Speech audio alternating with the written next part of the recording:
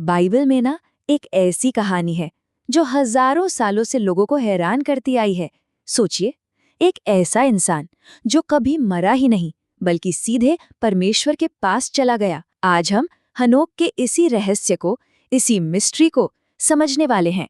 जरा सोच कर देखिए, अगर कोई इंसान बस दुनिया से गायब हो जाए, कोई निशान नहीं, कोई सुराग नहीं, मतलब पीछे बस एक सवाल छोड़ जाए कि आखिर हुआ क्या। ये एक ऐसी गुत्थी है जिसे कोई सुलझा ही नहीं सकता। हाँ, और यही बात तो इसे इतना असाधारण, इतना एक्स्ट्रा ऑर्डिनरी बनाती है। कोई बीमारी नहीं हुई, कोई हादसा नहीं हुआ, उम्र के साथ आने वाली कोई कमजोरी तक नहीं। ये तो जीवन और मृत्यु के कुदरती नियम के बिल्कुल ही उलट था। और जाहिर है, कोई कब्र भी नहीं, पीछे एक भी निशान नहीं छोड़ा गया। ये एक ऐसा गायब होना था जिसका कोई सबूत नहीं था, सिवाय उन लोगों की यादों के जो उसे जानते थे। और जो बात वाकई में चौंका देती है वो ये है कि ये कोई आज का मिस्ट्री नॉवेल या कोई फिक्शनल कहानी नहीं है। ये एक सच्ची कहानी है जो सीधे बाइबल से आती है, जो इतिहास के सबसे प्रभावशाली ग्रंथों में से एक है।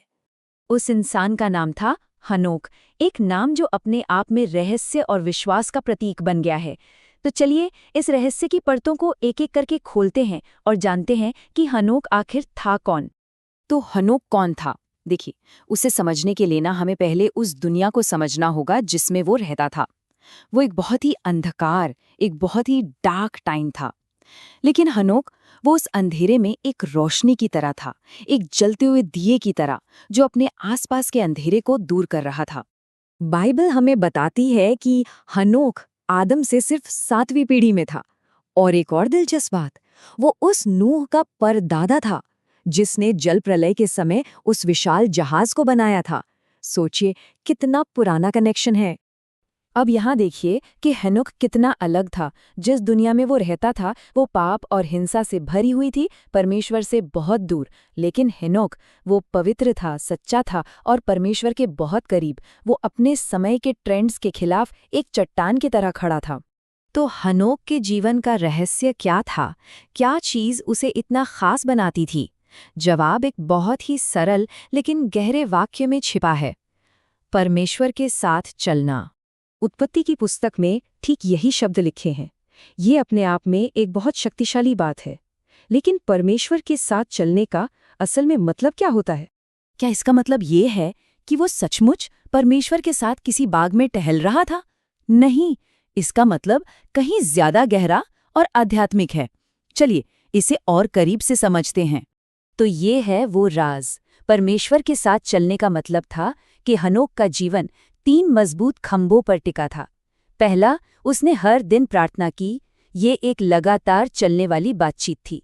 दूसरा, उसने परमेश्वर की आवाज को सुना। और तीसरा, उसने अपनी नहीं बल्कि परमेश्वर की इच्छा पूरी की।